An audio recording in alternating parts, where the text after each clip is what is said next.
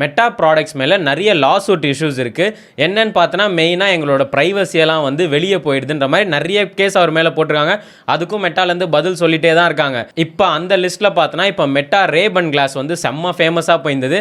அதுலேயும் பார்த்தோன்னா ப்ரைவசியே இல்லை அப்படின்ற மாதிரி ஒரு புதுசாக லாசூட் போட்டிருக்காங்க. என்னன்னா இப்போ ஒரு ரீசெண்டாக ஒரு ரிப்போர்ட் ஒன்று எடுத்திருக்காங்க. எங்கள் ஸ்வீடனில் பார்த்தோன்னா ஒரு நியூஸ் பேப்பர் ரிப்போர்ட் ஒன்று எடுத்திருக்காங்க. இந்த கிளாஸோட ஸ்டோரேஜ்லாம் எங்கே ஸ்டோர் ஆகுது அப்படின்ற மாதிரி செக் பண்ணியிருக்காங்க. செக் பண்ணுறப்ப தான் தெரிய வருது கென்யாவில் சமான ஒரு கம்பெனி, ஒரு சப் கான்ட்ராக்டர் கம்பெனி மாதிரி, அந்த கம்பெனி கிட்ட இருக்க ஒர்க்கர்ஸ் கிட்டலாம் சும்மா இன்டர்வியூ எடுத்துருக்காங்க. ஆனால் பேர் யாருன்னெலாம் சொல்லலை. அவங்க கிட்டலாம் இன்டர்வியூ எடுக்கும்போது அந்த ஒர்க்கர்ஸ் சொல்கிறாங்க, எங்களுக்கே ரொம்ப அன்கம்ஃபர்டபுளாக இருக்கும். ஏன்னா யூசர்ஸோட வீடியோவை நாங்கள் பார்ப்போம். சம்டைம்ஸ்லாம் வந்து யூசர்ஸ்க்கே தெரியாமல், யூசர் ரெக்கார்ட் பண்ணுற வீடியோ பார்த்தா எங்களுக்கு பிரச்சனை இல்லை. சம்டைம்ஸ்லாம் யூசர்ஸ்க்கே தெரியாமல் அந்த கிளாஸ் வந்து வீடியோ ரெக்கார்ட் பண்ணும்.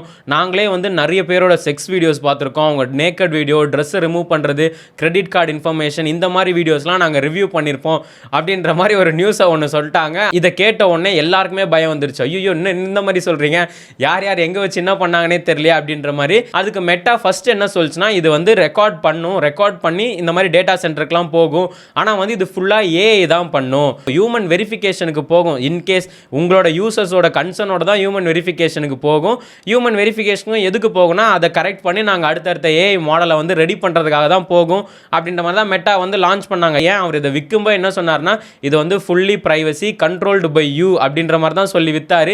இப்போ என்ன இந்த மாதிரி டேட்டாஸ்லாம் லீக் ஆகிட்டு இருக்குன்ற மாதிரி இப்போ அவர் மேலே லாசூட் போட்டிருக்காங்க. இதுக்கு மெட்டா என்ன ஸ்டேட்மெண்ட் கொடுக்குறாங்கன்னா, இந்த மாதிரி யூசர்ஸோட கன்சர்னோட மட்டும்தான் போகும் அப்படின்ற மாதிரி சொல்கிறாங்க.